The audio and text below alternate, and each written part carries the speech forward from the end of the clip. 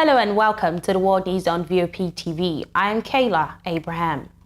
An airport worker in the U.S. state of Texas has been killed after being sucked into a passenger plane engine on Sunday.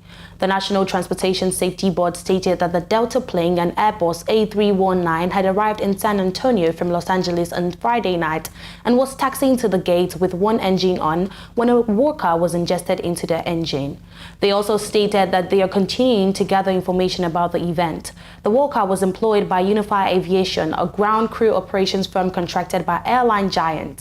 Delta told San Antonio broadcaster that the company was deeply saddened by Friday night's event and that it is cooperating with authorities as they begin their investigation.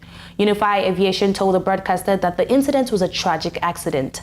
The company stated that from the initial investigation, the incident was unrelated to Unified's operational processes, safety procedures, and policies. On Wednesday, regional carrier Piedmont Airlines was fined $15,625 by the Occupational Safety and Health Administration, another regulatory body, for the death of a ground crew worker last year in a similar accident. Piedmont is a subsidiary of Carrier American Airlines.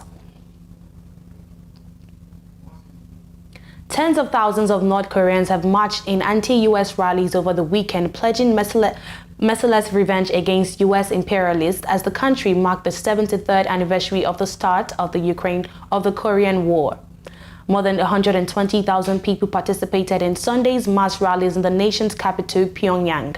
While the 1950-53 conflict was triggered by a North Korean surprise attack, the demonstrators mobilized in Pyongyang promoted their government's version of events and accused the United States of provoking the war and leaving Koreans with wounds that can never be healed.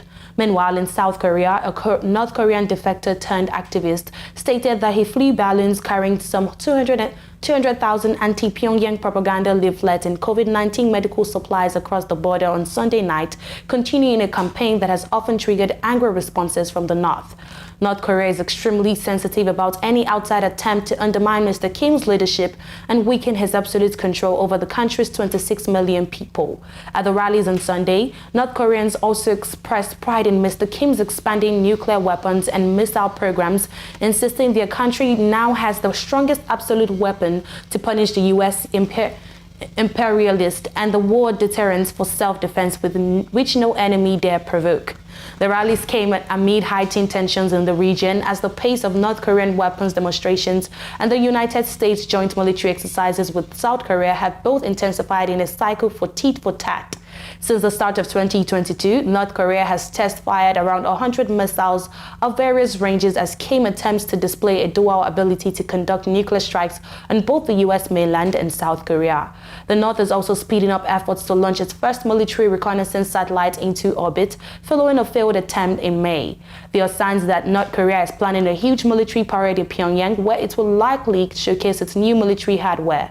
Recent commercial satellite images have shown troop and vehicle movement and the building of structures suggestive of preparations for a parade, likely for the July 27th anniversary of Korean War Armistice Agreement.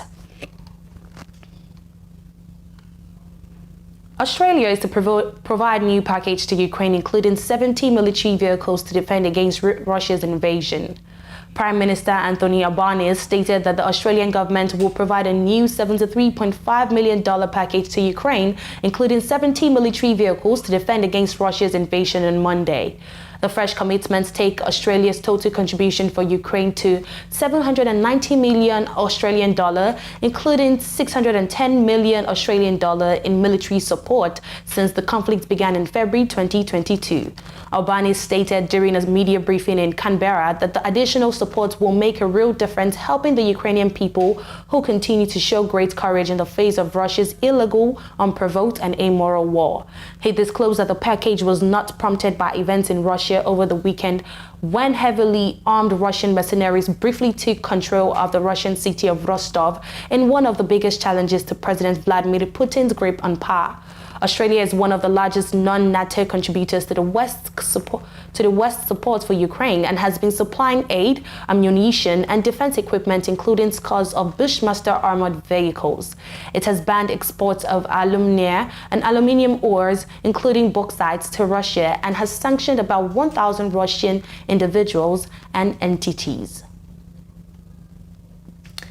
In the same vein, Russian state television showed videos of Defense Minister Sergei Shoigu visiting with troops in his first public appearance since the brief rebellion of mercenary leader Yevgeny Prigozhin and his forces on Monday. The report did not specify when or where Shoigu met with the troops and commanders identified as being part of Russia's invasion of Ukraine. The United States stated on Sunday that Prigozhin's rebellion against Russia's military leadership showed very serious cracks in the two-decade rule of President Vladimir Putin, the very premise of his 16-month war against Ukraine.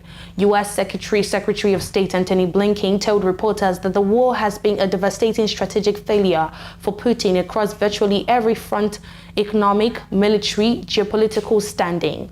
The top U.S. diplomat stated that the aftermath of Prigozhin's Wagner Group advanced on Saturday on Moscow before an abrupt retreat well short of reaching the Russian capital is still a moving picture with outcome uncertain.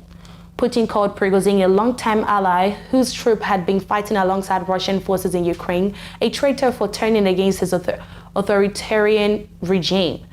Then the Russian leader stated that Prigozhin would not be prosecuted and allowed him to go to neighboring Belarus, a Russian ally, under a deal negotiated by Belarusian leader Alexander Lukashenko. The Rapid Support Forces announced on Sunday that they have successfully taken control of the headquarters of the Central Reserve Forces of the Sudanese police following a two-day intense conflict. On Saturday, the Sudanese army repelled an assault by the RSF fighters targeting the command of the anti-riot police in the southern suburb of Al-Shakilab, adjacent to the capital, Khartoum. But on Sunday, the RSF stated that its troops managed to take full control of the headquarters of the Central Reserve Forces as they failed to distance themselves from the conflict with the army. Video footages released by the group showed RSF fighters inside the police warehouse removing numerous boxes of ammunition. Eyewitnesses from the south of Khartoum reported that warplanes bombed the headquarters of the Central Reserve after the RSF entered the premises. Also, the police released a video depicting its soldiers and military personnel celebrating the bombing of the RSF fighters. 2 weeks after the eruption of the conflict in Khartoum, the military-led government deployed the Central Reserve Forces deployed in Khartoum to protect civilians and market. Finally, some 2 million Muslim pilgrims officially began the annual Hajj pilgrimage on Monday, making their way out of Mecca after circling Islam's holiest site, the Kaaba, and converging on a vast tent camp in the nearby desert for a day and a night of prayer.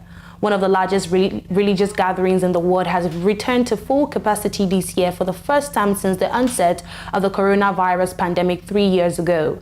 The pilgrimage is one of the 5 pillars of Islam, and all Muslims are required to make the 5-day Hajj at least once in their lives if they are physically and financially able to do it. For pilgrims, it is a deeply moving spiritual experience that absolves sins, brings them closer to God, and unites the world's more than 1.8 billion Muslims. Some spend years saving up money and waiting for a permit to embark on the journey. Maintaining the holy sites and hosting the annual Hajj is a major source of pride and legitimacy for the Saudi royal family, which captured Mecca in the 1920s. The pilgrimage has occasionally been marred by tragedy, as in 2015, when over 2,400 people died in a stampede and crush of pilgrims. As the outbreak of the coronavirus led to the worldwide lockdowns in 2020, Saudi authorities limited the Hajj to a few thousand citizens and local residents. The year before, some 2.5 million Muslims had taken part. That is a wrap on the world news on VOP TV. I am Kayla Abraham. Thanks for watching.